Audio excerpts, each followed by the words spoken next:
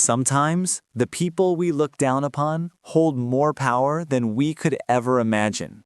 Sometimes, silence is not weakness, it's strength. Sarah Collins worked the night shifts at St. Mary's Hospital, scrubbing floors others refused to touch, caring for patients everyone else avoided. Her supervisor called her pathetic. Her colleagues whispered she'd never amount to anything. She never defended herself, never fought back, never revealed the truth. But on one ordinary Tuesday morning, a man in an expensive suit walked through those hospital doors, and everything Sarah had hidden for 3 years was about to explode into the open. Quick pause. Before we continue, tell us, where in the world are you watching from? If you're enjoying these stories, make sure to hit subscribe, because tomorrow's episode is absolutely mind-blowing. The fluorescent lights of St. Mary's Hospital's emergency room flickered at 2:47 a.m., casting harsh shadows across the pale linoleum floors. Sarah Collins moved quietly between the curtained-off beds, her sneakers making soft squeaking sounds with each step. She had been on her feet for 9 hours straight, yet her movements remained gentle and purposeful as she adjusted an elderly patient's blanket. The old man, Mr. Patterson, had been admitted 3 hours earlier with chest pains. His family hadn't arrived yet. They probably wouldn't until morning, if at all. Sarah had seen this pattern too many times. Elderly patients left alone in their most vulnerable moments. She pulled up a chair beside his bed and held his trembling hand. She didn't speak much. She never did. Instead, she simply sat there, her presence a quiet comfort in the sterile chaos of the emergency room.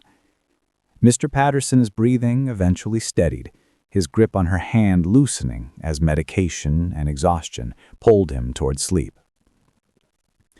Sarah had worked at St. Mary's for 3 years, 3 long years of night shifts, double shifts, holiday shifts. She had chosen this hospital specifically, not one of the gleaming, state-of-the-art facilities in the wealthy part of town, but this struggling community hospital, where resources were stretched thin and staff were stretched thinner. She had her reasons no one at St. Mary's knew, reasons she intended to keep hidden. The emergency room doors burst open with a bang that echoed through the space.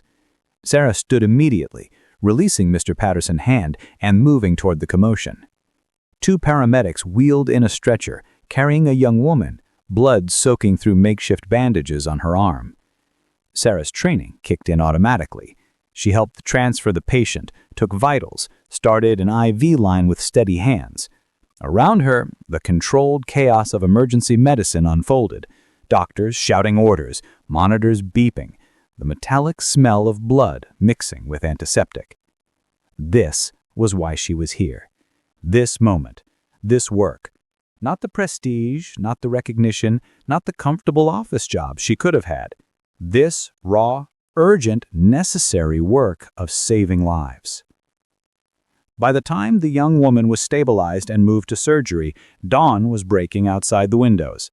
Sarah's shift was technically over at 7, but she stayed to finish her documentation and check on Mr. Patterson one more time.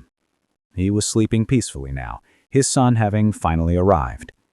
She made her way to the nurses' station, where the morning shift was beginning to filter in. The atmosphere changed immediately. Where the night had been intense but collegial, the day shift brought a different energy, a more political one. Linda Marison, the day shift supervisor, arrived at precisely 7:15 a.m. She was a woman who commanded attention. Tall, imposing, with perfectly styled hair and makeup that seemed at odds with the practical demands of nursing. She had been at St. Mary's for 15 years and ruled her domain with an iron fist wrapped in fake smiles. Her eyes landed on Sarah immediately. They always did. "Collins," Linda's voice cut through the morning chatter like a knife. "You're still here?" Sarah looked up from her charts. "Just finishing documentation from last night's admissions." "How efficient," Linda's tone dripped with sarcasm. She walked over, her heels clicking against the floor, and peered at Sarah's work. Although I notice you forgot to log the medication administration time for the patient in Bay 3. Sarah glanced at the chart. The time was clearly written there, 2:23 a.m., but she didn't point this out. She had learned over the past year that correcting Linda only made things worse. "I'll double-check it," Sarah said quietly. "See that you do. Sloppy work reflects on the entire unit. Some people think showing up and doing the bare minimum makes them heroes. It doesn't.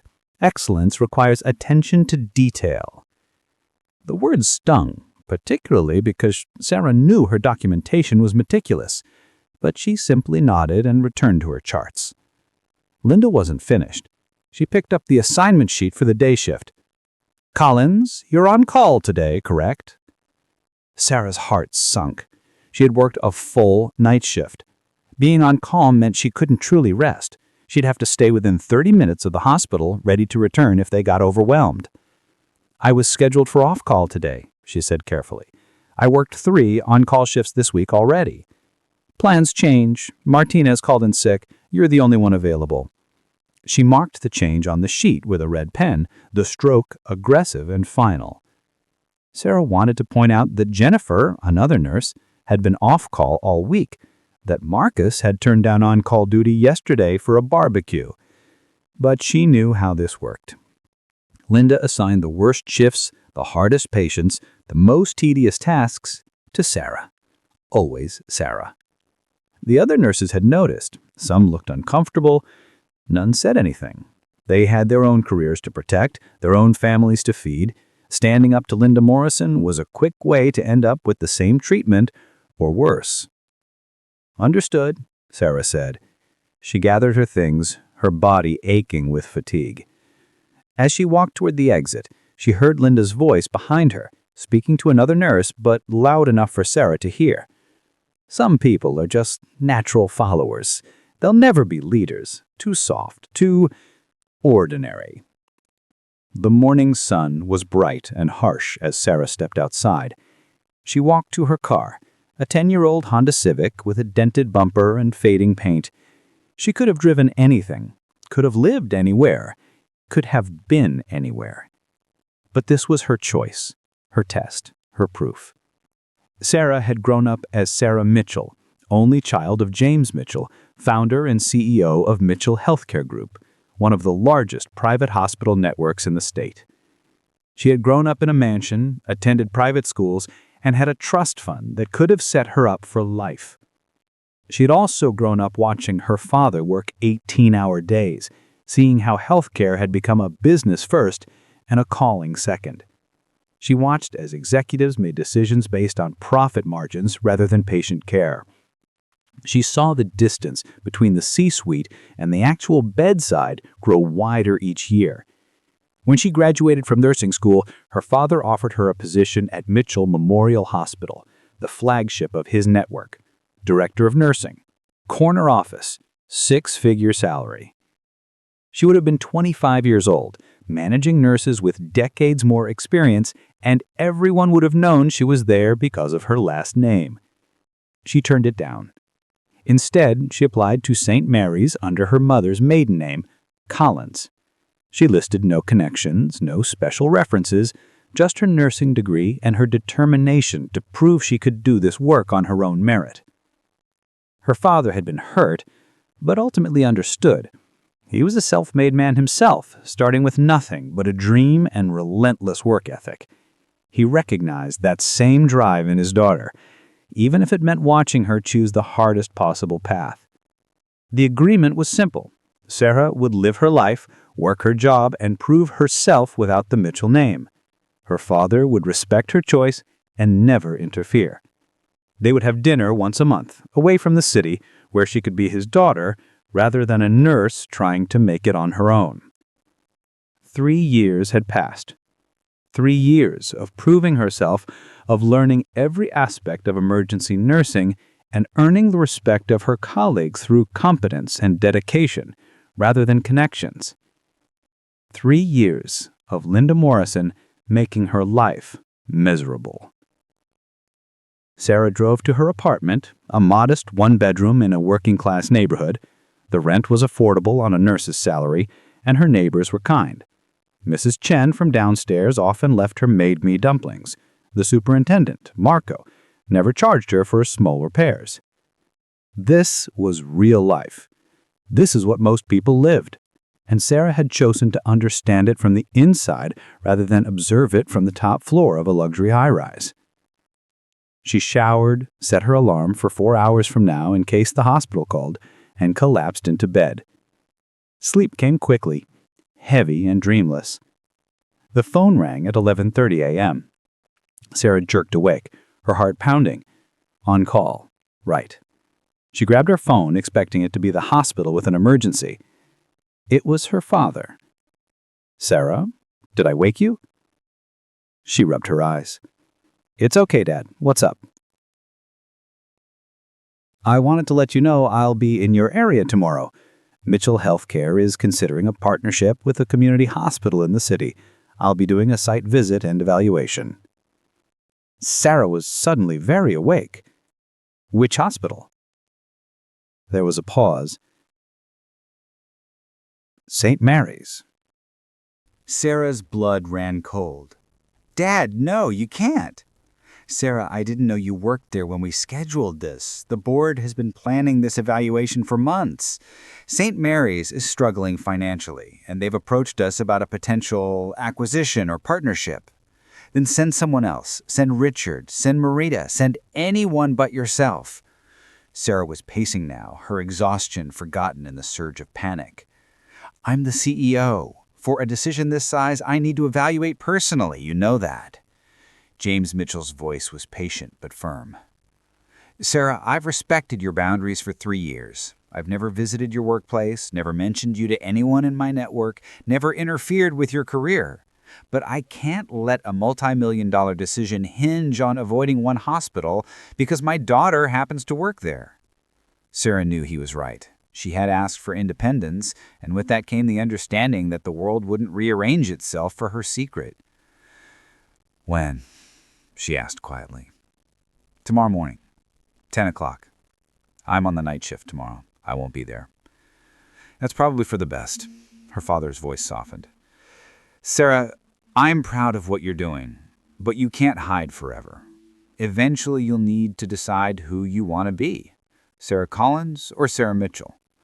"I already know who I am, Dad. I'm both. That's the whole point." After they hung up, Sarah sat on her bed, staring at the wall. 3 years. 3 years of building a reputation based on her work, her skills, her dedication. Tomorrow, her father would walk through those doors, and if anyone connected them, everything would change. She could call in sick, take a personal day, but that felt like running, and Sarah didn't run. No, she would work her shift. Her father would do his inspection during the day. With any luck, they wouldn't even cross paths. St. Mary's was a big hospital. They could navigate this. Sarah tried to go back to sleep, but couldn't. Her mind raced with scenarios, each worse than the last. Finally, she gave up, made coffee, and tried to distract herself with a book. The phone rang again at 3 p.m. The hospital. They were slammed. Could she come in early? Sarah said yes. She always said yes. That evening, Sarah arrived at the hospital at 6 p.m., an hour before her official shift started. The emergency room was indeed chaos. Apparently, there had been a multi-car accident on the highway, and ambulances were still bringing in patients. She jumped in immediately, helping triage, setting up IVs, taking vitals. This is where she excelled, in the urgent, unpredictable flow of emergency medicine. Her hands were steady, her decisions quick and sound, her bedside manner both efficient and compassionate. By 9 p.m., the rush had stabilized. Patients were being treated, surgeries were underway, and the emergency room had returned to its normal level of controlled chaos rather than complete pandemonium. Linda Morrison appeared during this lull. She had left at her normal time, 5 p.m. sharp. She never stayed late, never helped during rushes unless absolutely necessary, yet here she was now, clipboard in hand, surveying the department like a general, inspecting troops after a battle she hadn't fought in. Collins, She beckoned Sarah over. Sarah approached, noting the unusual tension in Linda's posture. Something was different tonight. "I need to speak with you about tomorrow." Linda's voice was crisp, businesslike. "As you may have heard, we're having a very important visitor. James Mitchell, CEO of Mitchell Healthcare Group." Sarah's face remained neutral, but her pulse quickened. "The hospital administration wants everything perfect, which means I need every nurse at their absolute best." Linda looked at Sarah up and down with barely concealed disdain. "I'll be frank, Collins. You are competent enough at the basic tasks, but you lack the polish for this kind of situation. I don't want you visible during the inspection tomorrow. I'm on the night shift. I won't be here during the day." "That's probably for the best." Her father's voice softened. "I need you to work day shift tomorrow." "Actually, you will be. I'm moving you to day shift tomorrow, but you'll be working in the supply room, doing inventory. Out of sight." Sarah felt a spark of anger, rare for her. "The supply room during a VIP visit? That's not necessary." "I'll determine what's necessary." Linda's eyes hardened.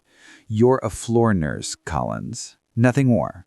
This visit could determine the future of this hospital, and I won't have it jeopardized by staff who don't understand how to present properly. Is that clear?"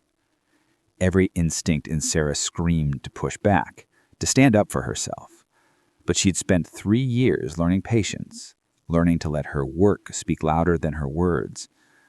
"Clear," she said quietly. "Good. Report to supply at 8 a.m. Wear your oldest scrubs. You'll be in a dusty storage room all day." Linda turned to leave, then paused. "Oh, and Collins, I know you came in early today to help with the emergency. Don't expect any overtime pay. You volunteered, so you'll be paid for your regular shift only." She walked away before Sarah could respond. Marcus, another nurse, approached Sarah once Linda was gone. "That's messed up, Sarah. You're one of the best nurses here. You should be front and center for this inspection, not hidden away." Sarah managed to smile. "It's fine. Someone has to do inventory." "No one has to do inventory during a CEO visit. Linda's just—" He trailed off, shaking his head. "You should report her. This is targeted harassment." "And say what? That she gave me a legitimate work assignment?" Sarah shrugged. "It's not worth a fight, Marcus. I just want to do my job." But as she returned to her patients, Sarah's mind was spinning. Tomorrow was going to be more complicated than she had imagined. Her father would be walking through this hospital, seeing firsthand how things really operated, and she'd be locked in a supply room, hidden away like something shameful. The irony wasn't lost on her. The daughter of the man evaluating the hospital would be deemed not good enough to be seen during his visit. The night shift progressed with its usual unpredictable rhythm. Sarah treated a teenager with a broken arm from skateboarding, a middle-aged woman with a gallbladder attack, an elderly man who had fallen and needed stitches.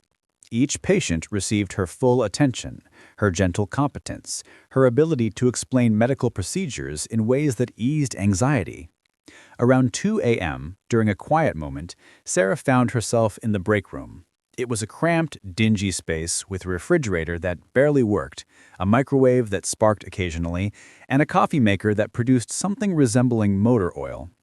She had brought leftovers from home, pasta she had made 2 days ago. As she heated it in the questionable microwave, she noticed the bulletin board on the wall. It was covered with hospital memos, shift schedules, and a few personal notes from staff.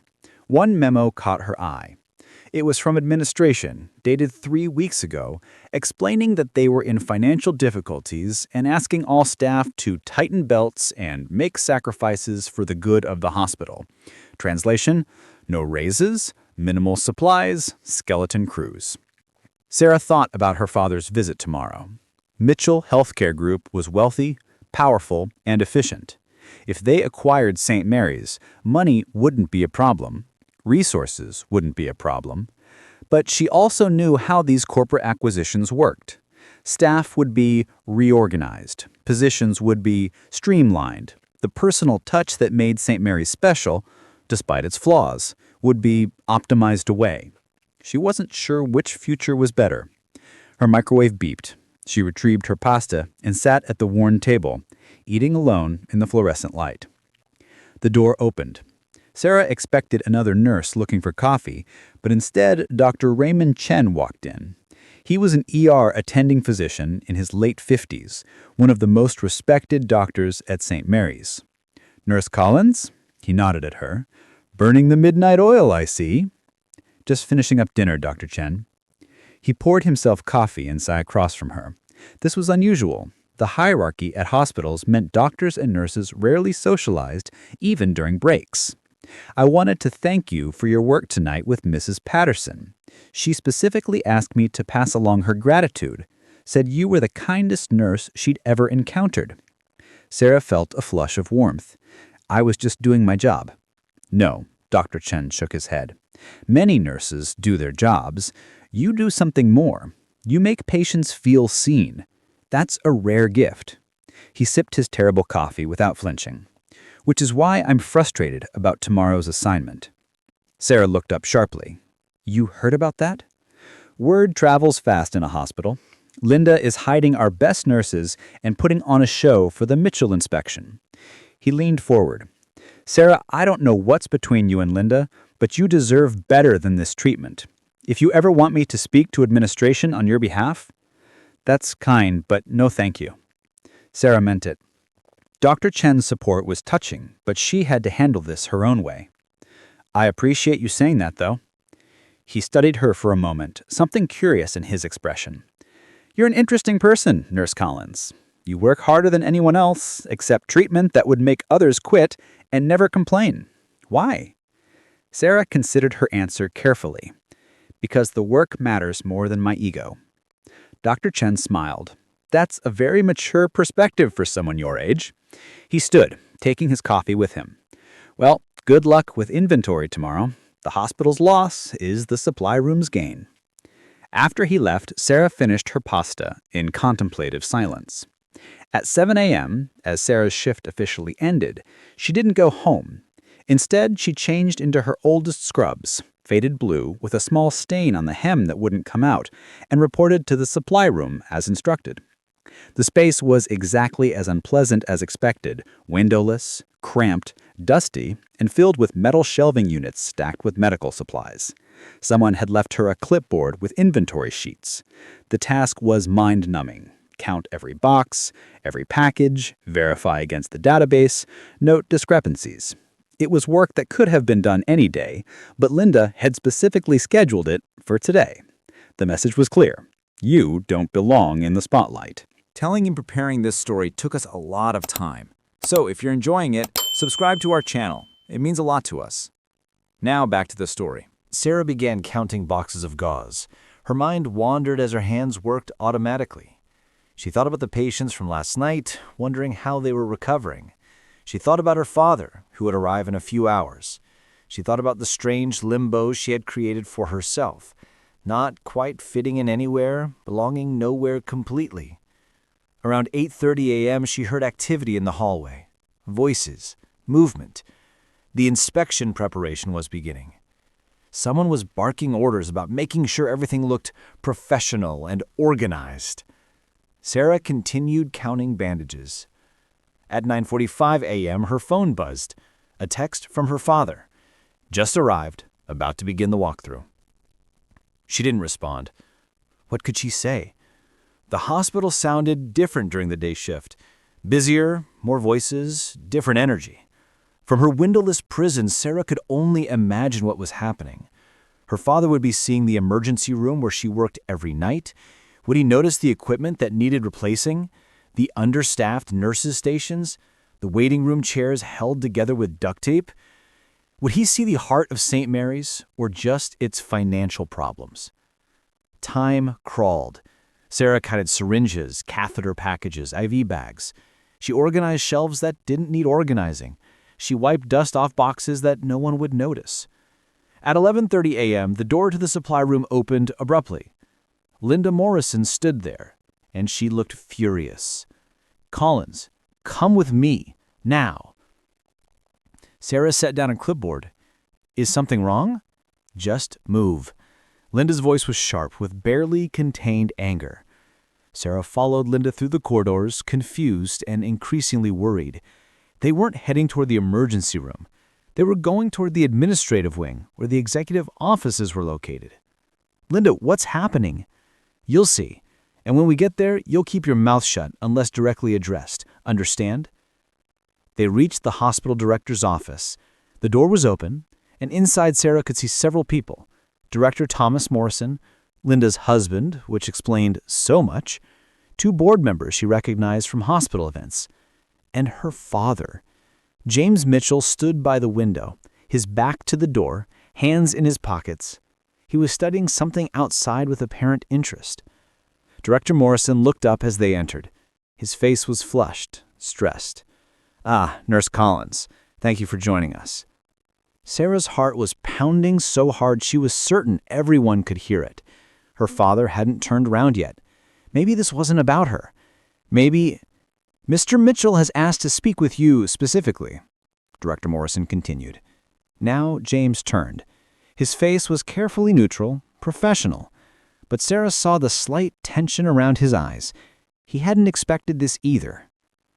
"Nurse Collins," he said, formal and distant.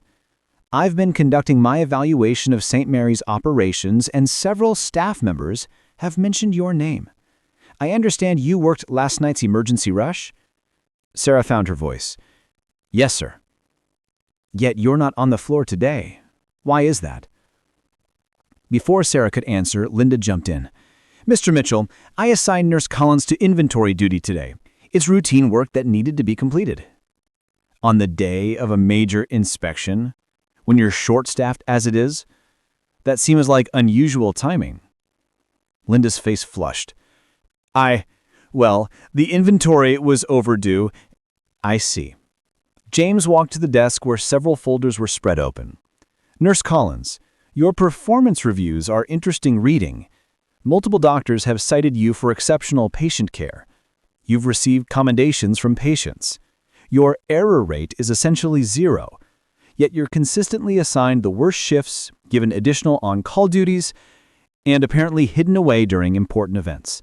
Why is that, Supervisor Morrison?" The room was dead silent. Linda's mouth opened and closed. Mr. Mitchell, I assure you that all assignments are made fairly based on departmental needs." "I'm sure they are." James' tone made it clear he believed nothing of the sort. "Director Morrison, this is precisely the kind of management issue that concerns me when evaluating potential acquisitions. Poor leadership creates hostile environments, which leads to staff turnover, which impacts patient care, which affects your bottom line." He turned back to Sarah, and for just a moment she saw a flash of something in his eyes, anger on her behalf, pride at her composure, and a question, "Do you want me to stop this?" Sarah gave the tiniest shake of her head. James caught it and nodded, almost imperceptibly. He returned his attention to the room at large. "I think we've seen enough for today. Director Morrison, my team will be in touch regarding our preliminary findings." He gathered his papers and briefcase with efficient movements. "Nurse Collins, thank you for your time. You may return to your duties." He walked toward the door, and Sarah thought that was it. Crisis averted, secret maintained. Then he paused in the doorway and turned back. "One more thing. Director Morrison, Linda Morrison, you should know that Nurse Collins has a standing offer at Mitchell Memorial. Has had one for 3 years, in fact. She's turned it down every time because she prefers to work here, with these patients, in this community. You might want to ask yourself why someone would choose St. Mary's over the flagship hospital in the state, and whether that reason still exists under your current management." He left. The room exploded in confused murmurs. Sarah stood frozen, her mind racing. That wasn't technically revealing their relationship, but it was close. Too close. Linda stared at Sarah with an expression somewhere between shock and rage. "You have a standing offer at Mitchell Memorial? Why didn't you ever mention this?" "It never came up."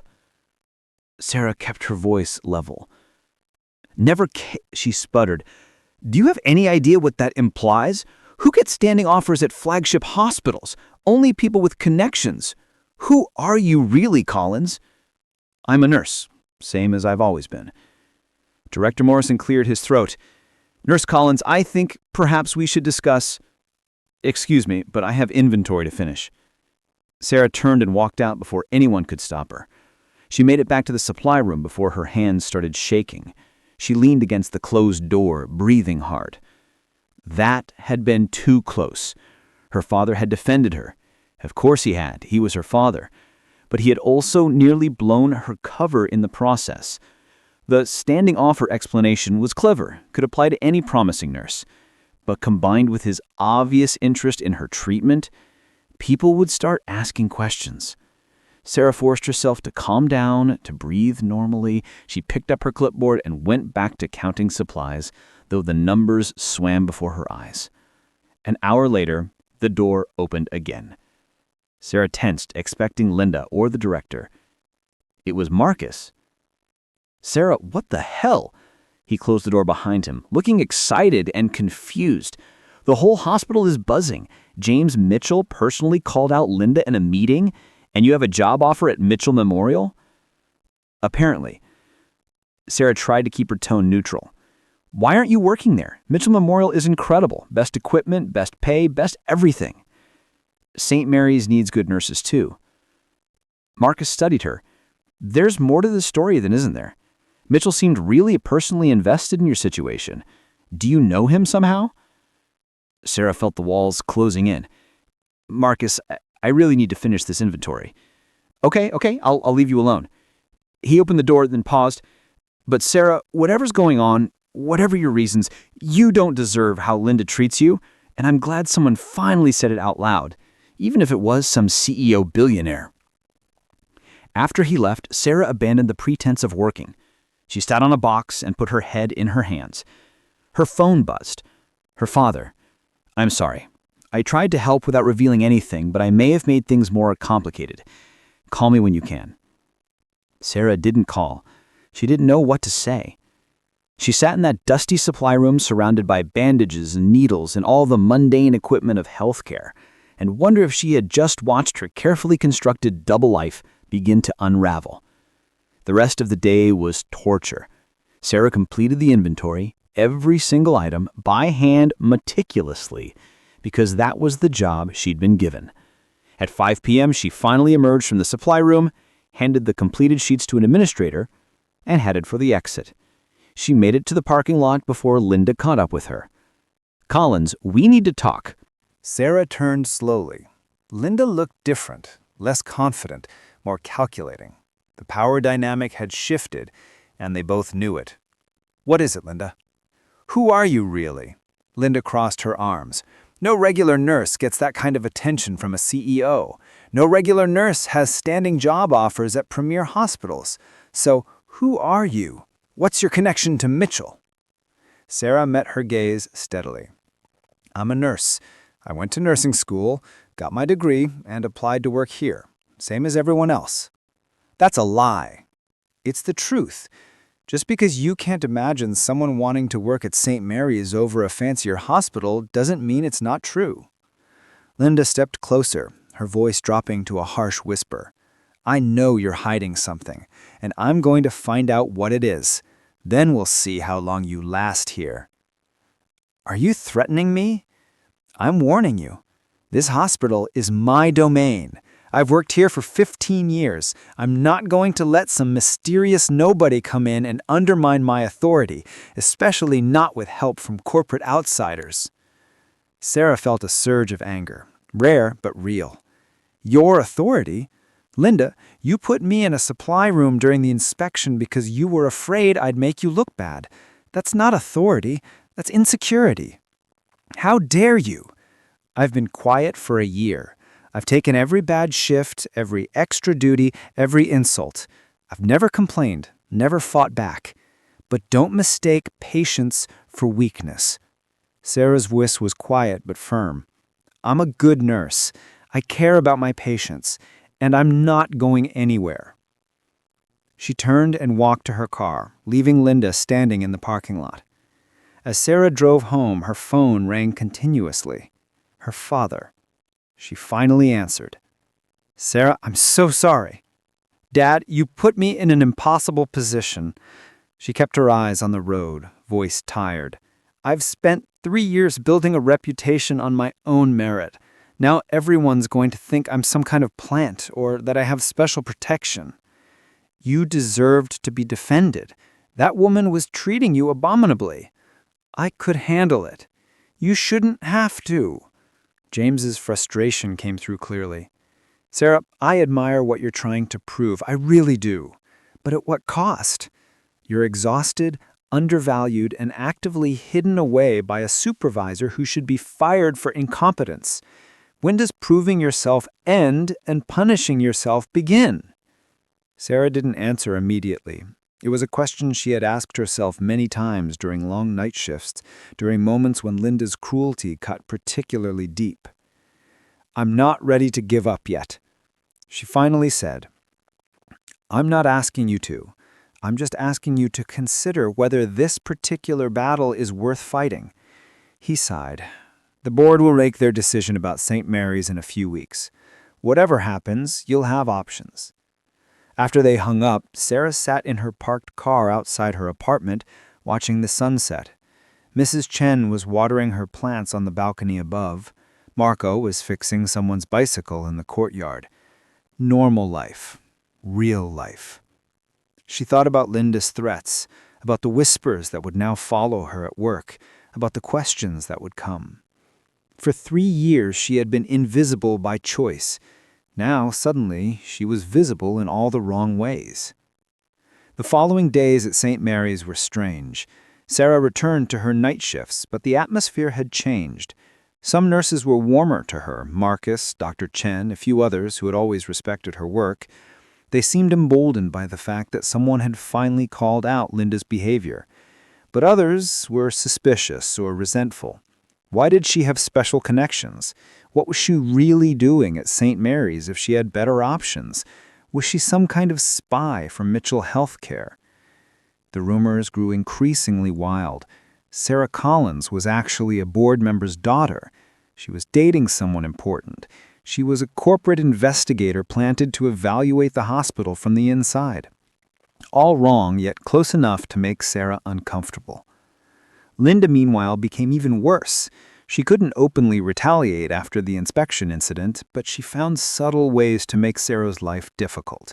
Assignments changed at the last minute. Documentation was lost and had to be redone. Required trainings were scheduled on Sarah's days off, then marked as missed. It was professional harassment, carefully calculated to fly under official radar. 2 weeks after the inspection, Sarah was working another night shift when Dr. Chen found her during a quiet moment. "Sarah, can we talk? Privately?" They went to the break room. Dr. Chen looked serious, which was unusual for his normally affable demeanor. "I'm going to be direct," he said. "There are rumors that Mitchell Healthcare is moving forward with the acquisition of St. Mary's. The official announcement could come any day." Sarah's stomach tightened. "Where did you hear this?" "I'm on the medical board. We're being prepared for the transition." He studied her face. "You don't seem surprised." "It makes sense financially. There will be major changes. Administrative restructuring, some staff will be let go, others reassigned. It's going to be messy." He leaned forward. "Sarah, if you do have connections at Mitchell Healthcare, and I'm not asking you to confirm or deny, you should use them. Good nurses are going to get caught in the fireplace through no fault of their own." "What about you? Will you be okay?" He smiled slightly. "I'm old enough and skilled enough that I'll land on my feet. But younger nurses, particularly those without allies in management, they're vulnerable." "I understand what you're not saying." Sarah understood what he wasn't saying. Linda would use the acquisition chaos to push out anyone she didn't like, and Sarah would be at the top of that list. "Thank you for the warning," she said quietly.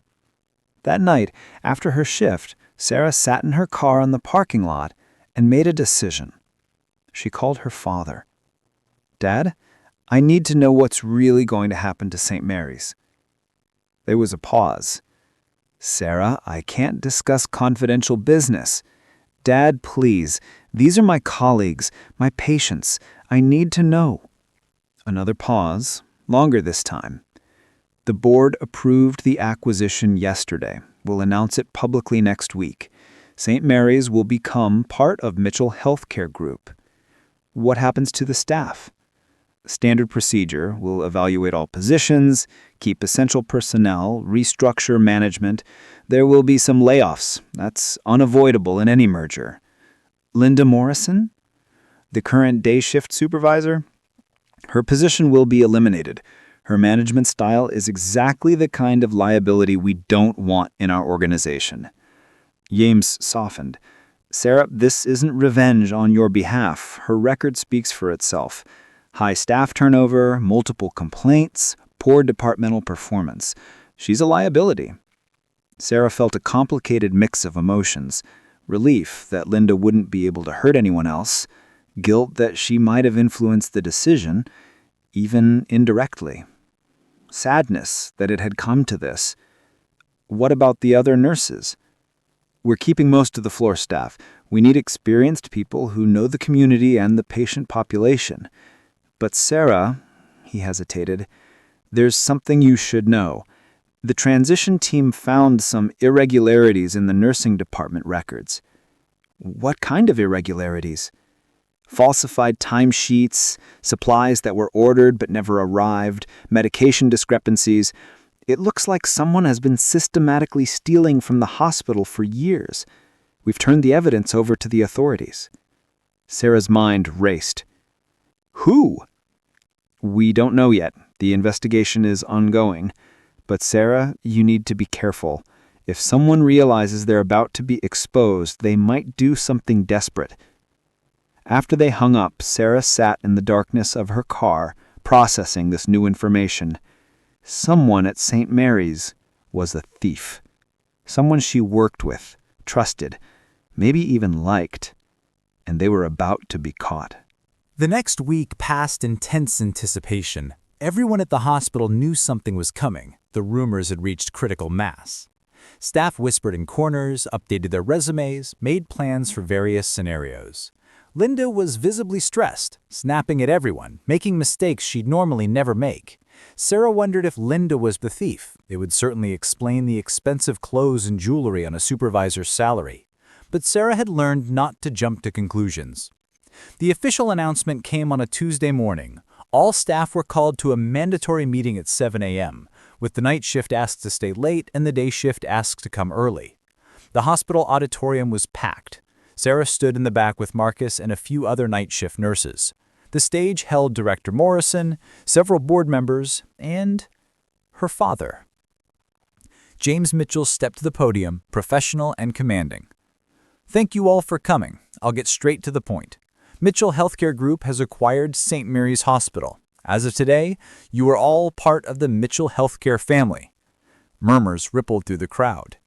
I know change is frightening. I know you have questions about your jobs, your patients, your future.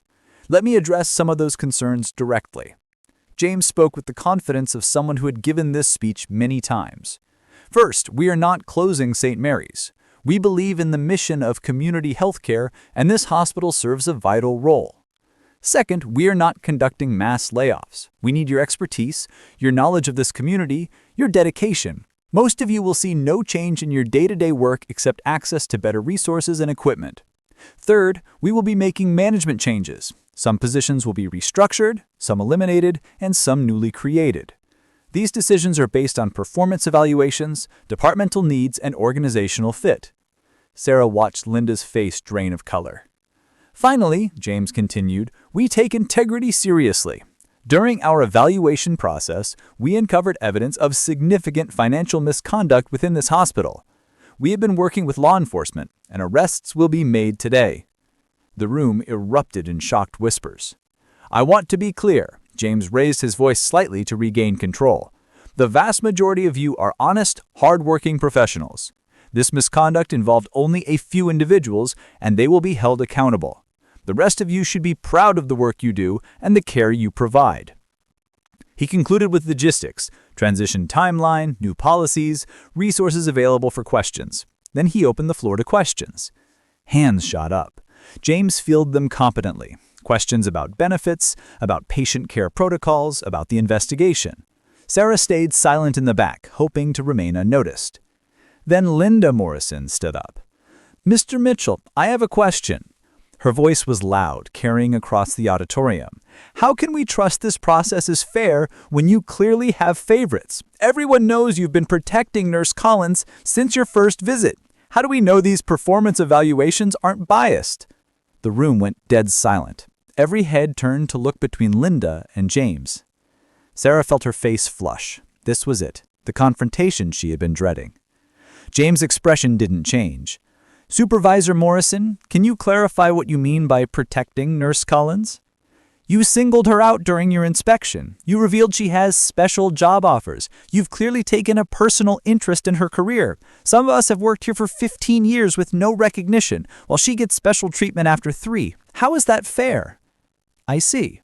He paused, and Sarah could see him calculating his next words carefully. "Let me address this directly. During my inspection, I interviewed multiple staff members about departmental operations. Several people mentioned Nurse Collins, doctors, nurses, even patients. Do you know what they said? They said she was the best nurse in the ER department, that she stayed late without complaint, that she treated every patient with dignity, that she volunteered for the worst shifts so others could have better work-life balance." James' voice was calm but firm.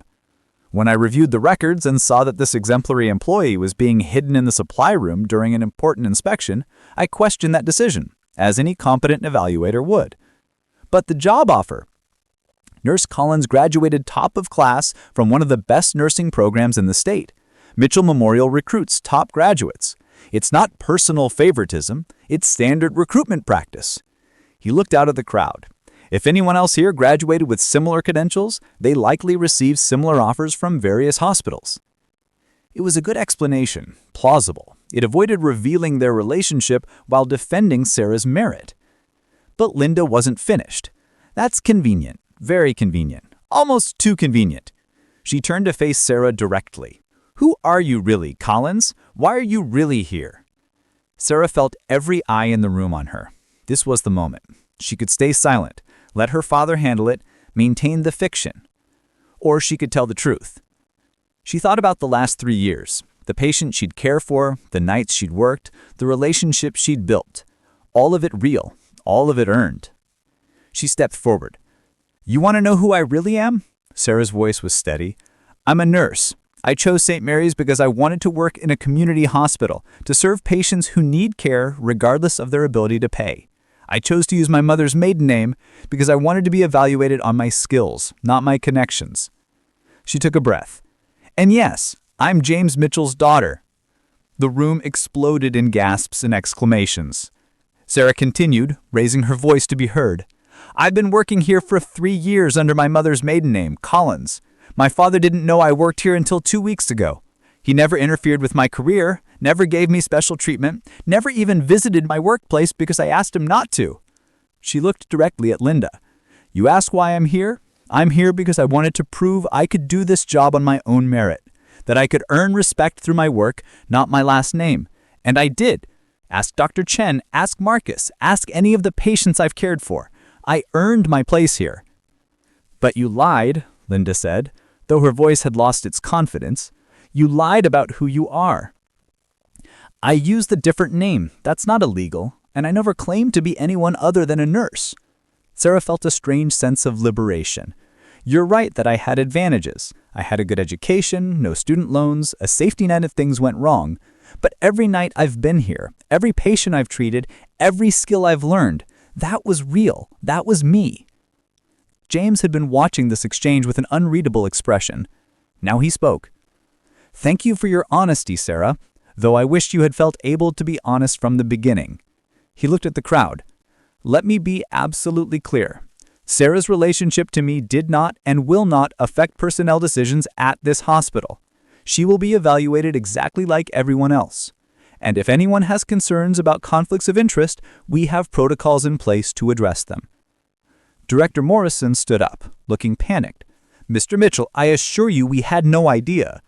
Of course you didn't. Sarah went to considerable lengths to hide her identity. Though one wonders what that says about the work environment here, that someone would feel the need to hide their background to be treated fairly. The meeting devolved into chaos after that. Sarah slipped out amid the confusion, needing air, needing space. She made it outside to the parking lot before the tears came. Not tears of sadness, tears of relief, exhaustion, and something like grief for the identity she had just shed. Marcus found her there. Sarah, or should I say Mitchell? Sarah, please, just Sarah. He sat on the curb beside her. That was incredibly brave and incredibly stupid. Despite everything, Sarah laughed. Yeah. For what it's worth, everyone who actually works with you knows you're a great nurse. This doesn't change that. Does it? Now everyone will think I only succeeded because of who my father is. Then prove them wrong. Again. You did it once. You can do it again. The next few days were a whirlwind. Sarah took a leave of absence, partially because the hospital suggested it while they sorted things out, partially because she needed time to process everything. She spent the time in her apartment, declining calls, ignoring the news stories about the secret heiress nurse, trying to figure out who she was now that her secret was out. On the fourth day, there was a knock on her door. Sarah almost didn't answer, but something made her look through the peephole. It was Dr. Chen, and he looked grim. Sarah opened the door. Dr. Chen? How did you find my address? Hospital records. May I come in? She stepped aside, and he entered her modest apartment. She saw him take in the simple furniture, the nursing textbooks on the shelf, the life of someone who clearly lived on a nurse's salary despite not needing to. Sarah, I came to tell you something before you hear it elsewhere. The police made arrests this morning. Dr. Chen sat heavily on her couch. It was Linda Morrison and her husband, Director Morrison. They've been embezzling from the hospital for years. Sarah sat across from him, stunned.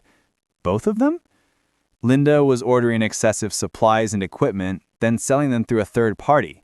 Director Morrison was manipulating the hospital's financial records to hide the losses. They apparently had gambling debts, significant ones. He rubbed his face. The investigation started because of your father's inspection. His team found discrepancies that didn't add up. Sarah thought about Linda's expensive clothes, her jewelry, her constant stress. Does anyone think I was involved, that I was planted to investigate them? Some people have suggested it, but your employment history is clear. You started working here 2 years before the embezzlement began, and your father has provided documentation that you were estranged from his business operations. Dr. Chen looked at her steadily. Sarah, I need to ask you something directly, and I need an honest answer. Okay? Why did you really come to St. Mary's? And please don't tell me it was just to prove yourself. There are hundreds of community hospitals. Why this one? Sarah was quiet for a long moment. My mother died here. Dr. Chen's expression changed. I didn't know that. She had cancer. She chose to spend her final weeks at St. Mary's instead of Mitchell Memorial because she wanted somewhere smaller, quieter, more personal. The nurses here, they were so kind to her, to us. Sarah's voice was soft with memory. One nurse in particular, Marie Rodriguez, she sat with my mother during the nights when my father and I couldn't be there. She held her hand, read to her, made her feel less alone. Marie retired 3 years ago. I know. I came here hoping to find her, to thank her. But by the time I started, she had already left. Sarah looked up at Dr. Chen. So I stayed. I stayed because I wanted to be the kind of nurse Marie was. The kind who makes people feel less alone in their darkest moments. Dr. Chen was quiet, processing this. That's a beautiful reason. Why didn't you tell anyone? Because then it becomes about my grief, my story. I wanted it to be about the patients. Sarah stood and walked to the window. My father built an empire of healthcare facilities. State-of-the-art equipment, cutting-edge treatments, the best doctors money can buy. But sometimes I think we've lost something in all that efficiency. The human touch. The time to just sit with someone who's scared. You found that here. I did. Despite the broken equipment and the budget problems, and even Linda's harassment, I found nurses and doctors who genuinely care, who do this work because it matters, not because it pays well. which is why you're worried about the acquisition. Dr. Chen understood. You're afraid Mitchell Healthcare will turn St. Mary's into just another efficient, soulless facility. Aren't you? Honestly, I'm more hopeful than worried. He stood. Your father impressed me, Sarah. During his inspection, he asked about patient satisfaction, staff morale, community impact. He didn't just look at numbers. And if he raised a daughter who's willing to scrub floors and work night shifts to understand healthcare from the ground up, he might actually make this work. After Dr. Chen left, Sarah called her father. Dad, I need to ask you something. When you acquire hospitals, what happens to them? You know the answer to that. We modernize operations, improve efficiency. That's corporate speak. I'm asking you as my daughter, not as a concerned employee. What really happens? James sighed. Sometimes we make difficult choices. We can't save every program, every position. We have to make hospitals financially viable. At what cost? Sarah, where is this going? St. Mary's matters, Dad. Not because I work there, but because it serves a community that needs it. The patients here can't afford the fancy hospitals. They come here because it's accessible, because the staff know them, because it feels human. Sarah's voice was urgent. If you turn it into just another Mitchell Healthcare facility, you'll lose that. So what do you want me to do? Let me help with the transition. Let me be the bridge between corporate efficiency and community care. I know both worlds now. I've lived in both. Sarah, you're not qualified. I've worked every shift in every department with every type of patient. I know what works and what doesn't from the ground level. Isn't that what you always said? That you can't understand healthcare from a boardroom? There was a long pause. You're serious about this? Completely. You realize this would mean revealing your identity fully, being Sarah Mitchell, not Sarah Collins. I already did that. The secret's out. I might as well use it for something good. Another pause. Let me think about it. And Sarah, I'm proud of you. Whatever you decide to do next. A week later, Sarah returned to St. Mary's, not as a floor nurse, but as a consultant for the transition team. Her official title was Community Liaison and Staff Advocate, a newly created position that made her neither administration nor floor staff, but something in between. The reactions were mixed. Some nurses were grateful to have someone who understood their concerns. Others saw her as a corporate infiltrator. Some doctors respected her unique perspective. Others resented her sudden elevation. Sarah understood all of it. Trust, once broken, took time to rebuild. Her first official action was to organize a series of town halls, spaces where staff could voice concerns, ask questions, and have honest conversations about the transition. She didn't promise to fix everything. She promised to listen and to advocate. At the first town hall, Marcus stood up. I have a question for Sarah. Sorry, Mitchell, whatever we're supposed to call you now. Sarah's fine. Okay, Sarah. How do we know you're not just here to make us feel heard while corporate does whatever it wants anyway? No offense, but you're the boss's daughter. Sarah appreciated his directness. You're right to be skeptical. I would be too. Here's what I can tell you. I don't have the power to make final decisions. What I have is access to the people who do and an understanding of what actually matters on the ground.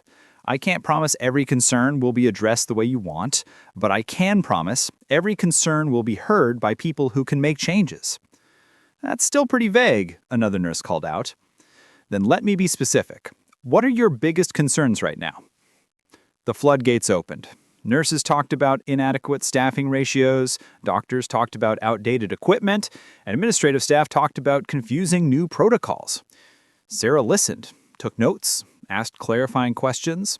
She didn't make excuses. She didn't defend corporate decisions. She just listened. After the meeting, an older nurse approached her, someone Sarah recognized from night shifts but had never formally met. I worked with your mother, the woman said. Not when she was a patient. Before that, she volunteered here sometimes in the children's ward. Sarah was stunned. She did? Every Tuesday afternoon for about 2 years. She'd read to the kids, bring them small toys, just spend time with the ones who didn't get many visitors. The nurse smiled. She never told anyone who she was. just said her name was Rebecca and she liked children. I didn't figure out she was Rebecca Mitchell until I saw her obituary. I didn't know she did that. She said she wanted to do something that mattered, something real, something personal, something that couldn't be bought. The nurse patted Sarah's arm. You're more like her than you probably realize, and for what it's worth, I think she'd be proud of what you're trying to do here. That night, Sarah sat in her apartment, the same modest space she'd lived in for 3 years, and thought about her mother.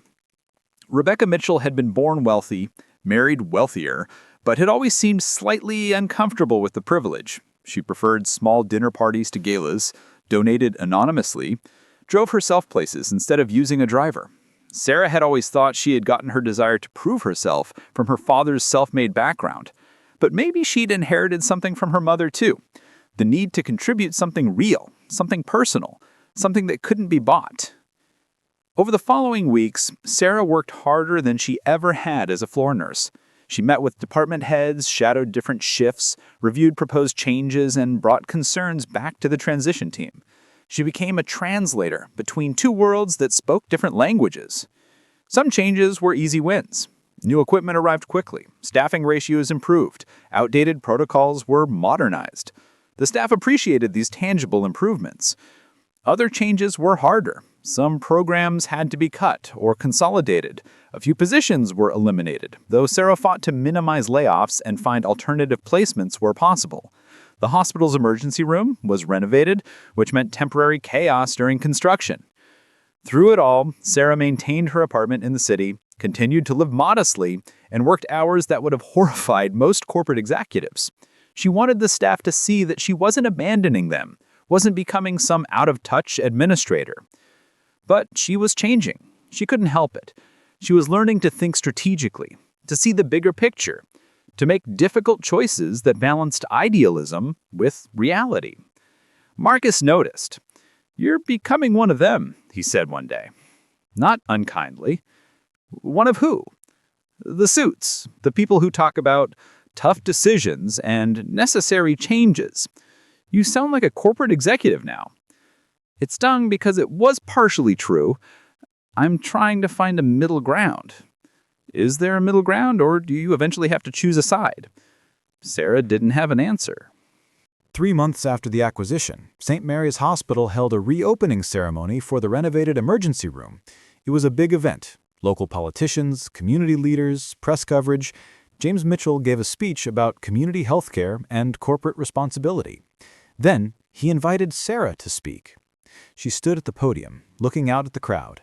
She saw nurses she had worked alongside, doctors who had mentored her, patients she had cared for. She also saw corporate executives, board members, investors. 2 worlds. Her 2 worlds. 3 months ago, I stood in the back of an auditorium and revealed a secret I'd been keeping for 3 years, Sarah began. I told you all that I was James Mitchell's daughter, that I'd been working here under a different name, and that I had hidden my identity to prove myself. I thought that revelation would be the end of something, the end of my ability to be just a nurse, just another member of the team. In some ways, I was right. I can't go back to being invisible. I can't pretend I don't have access to resources and influence that others don't. But I've learned something important over these past few months. Hiding who I am wasn't integrity. It was cowardice. Real integrity isn't about pretending you don't have privilege. It's about using that privilege responsibly. She gestured to the renovated emergency room behind her. This renovation was possible because of corporate resources. We have new equipment, better staffing, improved systems. That's the good that comes from organizations like Mitchell Healthcare. But the heart of this place, the compassion, the dedication, the human connection, that comes from people. From nurses like Marcus, who stay late to comfort a scared patient. From doctors like Dr. Chen, who know their patients' names and stories. From housekeeping staff, who chat with lonely elderly patients while cleaning rooms. My job, as I've come to understand it, is to be a bridge, to help corporate efficiency and human compassion work together instead of against each other. To make sure that as we improve our systems and our facilities, we don't lose sight of why we're here, to care for human beings at their most vulnerable. She looked directly at her father. When I first came to St. Mary's, I thought I was proving I could succeed without the Mitchell name. What I actually learned was something more important. Healthcare isn't about ego, mine or anyone else's. It's about showing up, doing the work, and serving people who need help. I'm not just a nurse anymore, and I'm not just an executive's daughter. I'm something in between, something new. And I'm okay with that, because this hospital needs people who understand both worlds, who can translate between the language of business and the language of care. She concluded, St. Mary's Hospital has a new emergency room, new equipment, and new resources, but it still has the same mission it's always had, to serve this community with compassion and excellence. That's something worth fighting for. That's something worth bridging worlds for. Thank you. The applause was genuine, if not universal. Sarah knew she hadn't won everyone over. Some staff would always see her as corporate. Some executives would always see her as too soft, too focused on the human element. But she had found her place, uncomfortable as it sometimes was. After the ceremony, Sarah found Dr. Chen by the refreshment table. That was a good speech, though I noticed you're still living in that same apartment. Sarah smiled. It's a good apartment. You don't have to prove anything anymore, you know. The secret's out. I'm not trying to prove anything. I'm trying to remember something. Where I came from, why I started this. She accepted a cup of punch from the server. Besides, it's close to the hospital, convenient for when I pick up shifts. You're still working floor shifts? 2 per week. I need to stay connected to the actual work, otherwise I'll lose perspective. Dr. Chen shook his head, smiling. You are either the most dedicated person I've ever met or the most stubborn. Why not both? Marcus appeared, grabbing several cookies from the table. Sarah, we've got a situation. Mrs. Patterson, remember her from your night shift 3 months ago? She's back, asking specifically for you. I'm not on the floor today. I know, but she's pretty insistent. Says you held her husband's hand when he died, and she wants to thank you personally. Sarah's expression softened. She remembered Mr. Patterson, the elderly man with chest pains who had been alone until his son arrived. He had died 2 months ago. She had attended his funeral, sitting quietly in the back. I'll go talk to her. She found Mrs. Patterson in the newly renovated waiting area, bright, clean, comfortable. The old woman was tiny, frail, but her eyes lit up when she saw Sarah. Nurse Collins, or is it Mitchell now? Sarah is fine, Mrs. Patterson. I'm so sorry about your husband. Don't be sorry, dear. He lived a good life, and when his time came, he wasn't alone. You sat with him that night. He told me about it the next morning. Said a kind young nurse held his hand in the dark. That meant everything to him, to us. She pulled out an envelope. This is for you. Robert left it for you, actually. Wrote it 2 weeks before he passed. Sarah opened the envelope with shaking hands. Inside was a handwritten note. Dear Nurse Sarah, I don't know if you'll remember me. I was just one patient among many. But I remember you. You held my hand when I was scared. You didn't have to do that. You were busy. I could see that. But you made time. I'm an old man, and I've seen a lot of the world. I've met important people, successful people, wealthy people. But I've learned that the most important people are the ones who show up when it matters. The ones who hold someone's hand in the dark. Thank you for being that kind of person. Thank you for choosing to be where you're needed, even when you could be somewhere easier. That's real success. That's real importance. Whatever else you do in your life, never forget that you made a scared old man feel less alone. That matters more than you know. With gratitude, Robert. Sarah read it twice, tears streaming down her face. Mrs. Patterson hugged her, a brief, fierce embrace. He'd want you to know that all this, she gestured at the renovated space, is wonderful, but what mattered most was you. Just you, being kind. After Mrs. Patterson left, Sarah stood in the new emergency room, surrounded by state-of-the-art equipment and modern design.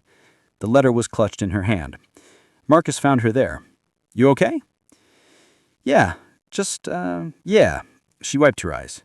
You asked me if there's a middle ground between being a floor nurse and being an executive, between the human touch and corporate efficiency. Did you find the answer? I think so. The middle ground isn't a place. It's a constant balancing act. It's remembering Mr. Patterson while making decisions about staffing ratios. It's holding both truths at once, that systems and resources matter, and that individual human connections matter too. That sounds exhausting. It is, Sarah smiled, but it's also exactly where I need to be. 6 months after the acquisition, Sarah Mitchell stood in front of the Mitchell Healthcare Group Board of Directors. She had been invited to present a proposal, a new initiative based on what she'd learned at St. Mary's. Her father sat at the head of the table, professional and expectant. Sarah took a deep breath and began. I want to propose a community healthcare fellowship program. The concept is simple. We take recent nursing and medical school graduates and place them in our community hospitals for 2 years, not as executives, not as administrators, but as floor staff. They work every shift, every department, learning healthcare from the ground up. After 2 years, they can choose to stay in clinical work or move into healthcare administration. But if they move into administration, they do so with a deep understanding of what actually happens at the bedside. They know the real challenges, the real triumphs, the real meaning of healthcare. One board member spoke up. Why would top graduates want to spend 2 years as floor staff when they could start in higher-level positions elsewhere? Because we'd offer them something more valuable than a fancy title, a real education in healthcare. We'd pay them fairly, provide mentorship, and guarantee them opportunities for advancement afterward. We'd be investing in leaders who understand healthcare from every angle. It sounds expensive. It is, but consider the cost of poor leadership, the cost of administrators who've never spent a single night shift on the floor, who make decisions based on spreadsheets rather than patient experience. This program would create better leaders, which would create better hospitals. James spoke for the first time. Sarah, you've essentially described what you did for yourself.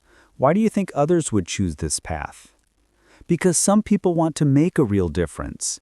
Because some people understand that true expertise comes from experience, not just education. Because the healthcare system needs leaders who remember why we do this work in the first place. She looked around the table. Not everyone will choose this path, but the ones who do, they'll be exactly the kind of leaders we need. The board debated, asked questions, pushed back on costs and logistics. Sarah answered them all, drawing on her 6 months of bridging 2 worlds. Finally, James called for a vote. The program was approved, a pilot program, starting with 5 fellows, to be evaluated after 2 years. As the meeting ended and board members filed out, James stopped Sarah. That was impressive. You've learned a lot in 6 months. I had a good teacher. She smiled. You've been balancing these worlds your whole career, Dad. I'm just following in your footsteps. No, you're creating your own path. I build hospitals. You're trying to build something more. A culture, a philosophy, a way of making healthcare human again. He looked at her with obvious pride. Your mother would be so proud of who you've become. Sarah thought about her mother, reading to children in the hospital, holding patients' hands, volunteering anonymously because the work mattered more than recognition. I think I'm finally understanding what she was trying to teach me. That privilege isn't something to hide from or feel guilty about. It's a tool. And the only question that matters is what you do with it. 1 year after the acquisition, Sarah Mitchell, no longer Collins, no longer hiding, walked through the night shift at St. Mary's Hospital. She still picked up shifts twice a week, still worked alongside the nurses she had once been invisible among. But she was also developing healthcare policy, consulting with other Mitchell healthcare facilities, mentoring the first cohort of community healthcare fellows. She was both nurse and executive, both idealist and pragmatist, both her father's daughter and her own person. The duality was uncomfortable sometimes. There were days she missed the simplicity of just being a floor nurse, of having a clear role and clear boundaries. There were days the corporate meetings felt suffocating, when she wanted to run back to the emergency room and just care for patients without thinking about budgets and policies. But most days, She understood that this uncomfortable in-between space was exactly where she needed to be. Marcus had stayed at St. Mary's, eventually becoming charge nurse. Dr. Chen was now chief of emergency medicine. The hospital thrived under Mitchell Healthcare ownership, not because it became more corporate, but because it found a way to balance efficiency with humanity. And Sarah had learned the most important lesson of all. Sometimes, the most powerful thing you can do is simply show up. Show up with honesty instead of pretense. Show up with compassion instead of judgment. Show up with the willingness to bridge divides instead of choosing sides. The world didn't need more people hiding who they were. It needed more people brave enough to be fully themselves, privilege and all, and use whatever power they had to make things better. Sarah thought about Mr. Patterson's letter, which she kept in her desk drawer. She thought about her mother, who had shown her that kindness didn't require an audience. She thought about her father, who had built an empire but understood that the smallest human connection mattered more than the biggest building. And she understood finally what success really meant. It wasn't about proving herself to others. It wasn't about earning respect through suffering. It wasn't about hiding her advantages or apologizing for her privilege. It was about showing up. Every single day, in whatever capacity she could, with whatever tools she had, for whoever needed her. That was enough. That was everything. As she checked on her patients, held an anxious hand, explained a procedure in terms that eased fear, Sarah knew she was exactly where she belonged. Not hiding in the shadows, not elevated above the work, but right in the middle of it all. Present, honest, human. And in that presence, she found something better than the approval of others or the satisfaction of proving herself. She found purpose. The end. Up next, 2 more incredible stories are waiting for you right on your screen.